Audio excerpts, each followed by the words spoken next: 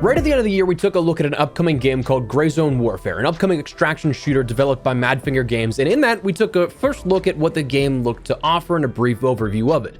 Today, I want to take a look at this a bit further because since then, I've sat in on some developer calls, we've seen new information come out, and even as of today, there's new details from Steam's official listings that are definitely worth mentioning. So as we go along, drop your thoughts down below, drop a like if you enjoy or you're looking forward to this game, and make sure you subscribe to stay up to date with more coverage and updates on Grayzone Warfare, Call of Duty, XDefiant, Helldivers, and a lot more. I'm trying to diversify a bit and keep it fun and interesting, so if you'd like to join the community, I'd truly love to have you. But for now, let's jump into it. So today's primary discussion comes from the new details revealed from their official Steam listing, talking about the upcoming early access period of the game where we can jump in and get hands-on with it, and build the game out with the team. But we'll get to that in a second. So early access, they described in early access, your active involvement shapes the development of Grayzone Warfare. At Madfinger Games, we are eager to listen to our community's feedback and align with your expectations and preferences. We aim to create an environment that compels you to visit and engage with us daily. Let's make the ultimate tactical FPS experience together. Now, this is something that's upcoming relatively soon, and while no date is specifically given, apparently it's targeted here for Q1 early access. So March 31st, again, is that backstop, that date that we all love to touch on from that XDefiant set of discussions, makes its way back into the discussion here again, but for different reasons.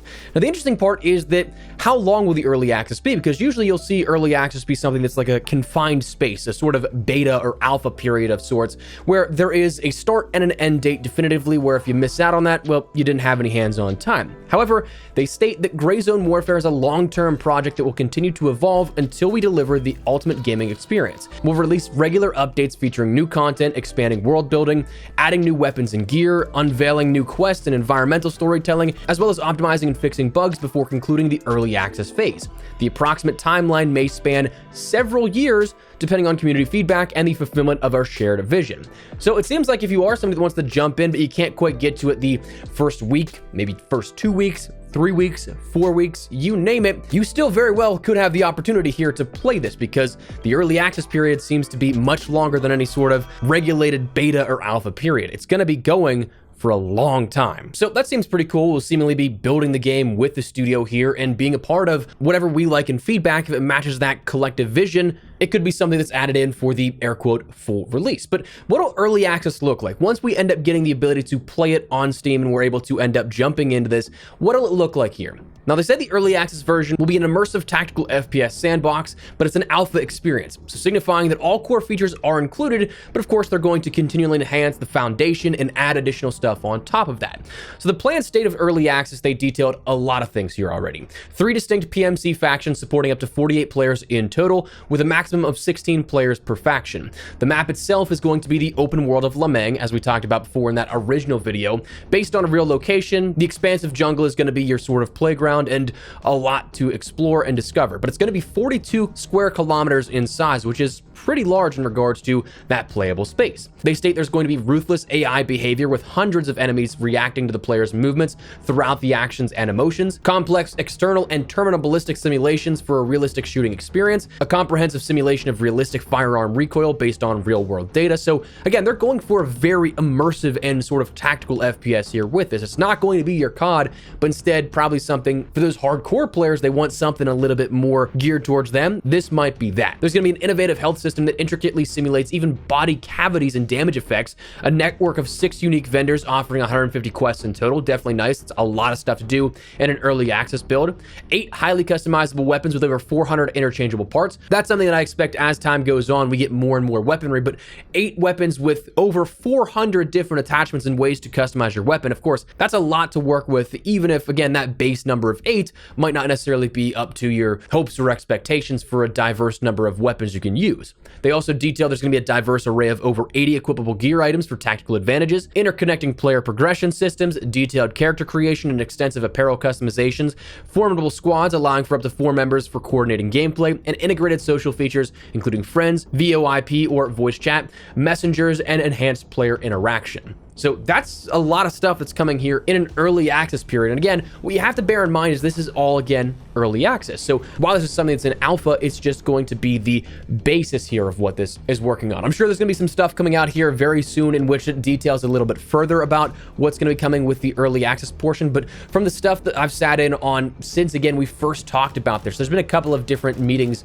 since the end of December and when we put up our first video on this. Honestly, it's kind of like a technological marvel in terms of what they're all trying to do. Again, some stuff I don't know if I can mention just yet in specifics, but like some of the stuff they've shown, I'm like, that's actually insane with how in-depth this is, that I don't know if people are truly going to be able to appreciate the work that goes into these systems. So there's some cool stuff coming up, but in terms of the full game versus early access, again, that's all stuff that we talked about for the immediate playable future in like the next month or so probably. The planned state of the full release will also include a ton more, including a complete map featuring all locations with diverse biomes, a hazardous ground zero area with end-game enemies and new storylines, different types of AI behavior based on type, situation, time, or weather condition, faction-based AI and its own agenda involving quests, patrolling, scavenging, and attacking others. So like you're literally dropping into a living and breathing world. Factions featuring progression systems and diverse reputations, immersive environmental storytelling featuring mature and engaging plots, advanced quest systems encompassing both main and side storylines, game-changing, captivating seasonal events, resource-intensive and survival-focused crafting, dynamic weather and gameplay engagements, an accelerated day and night cycle, unique skill systems based on players' achievements, not the grind itself, customizable player base quarters, enhanced weapon customization, fully customizable gear, complex trading systems for players, and so on and so forth. So like, it's a very ambitious game here, but even when you just take a look at that base default, again, you do have a lot on offer upcoming, but the long-term goals, again, a lot of mind-blowing stuff here. If this does get pulled out, it's going to be massive, very immersive, very in-depth game. Now, one thing that will be mentioned here is the pricing of this. You are going to have to pay for early access and also the full game, but the price will be different. Early access will be a lower than final price point for the final release of the game whenever that may come out. But also they've mentioned, we talked about in December, that while it is a premium game, they do not have plans for microtransactions or anything like that. This is truly a passion project from the developers here at this. The money definitely would probably be nice, but they're not focused on that at all, which is definitely nice and refreshing to hear. So while you'll pay who knows how much it will be for this, that should in theory be the only thing you're paying for, which is definitely nice. So honestly, on paper sounds pretty cool, but the big thing that you're probably noticing from the gameplay in the background is that, okay, well, we haven't seen truly a lot of gameplay. That is one nice part that was mentioned here out of this sort of blog, is that more footage is coming soon. They mentioned, P.S. we know you're all interested in the raw gameplay footage. You'll have to wait a bit longer for that, but it's just around the corner. So that said, I was honestly debating on making this video and holding it until a little bit later on down the line when that footage came out. Because honestly, I'm not a fan of having to loop the same footage and reuse stuff we've already done. Frankly, I'm annoyed that every single XDefiant video I make has to do that. I don't know if you guys have picked up on that, but there's like 10 usable gameplays that I had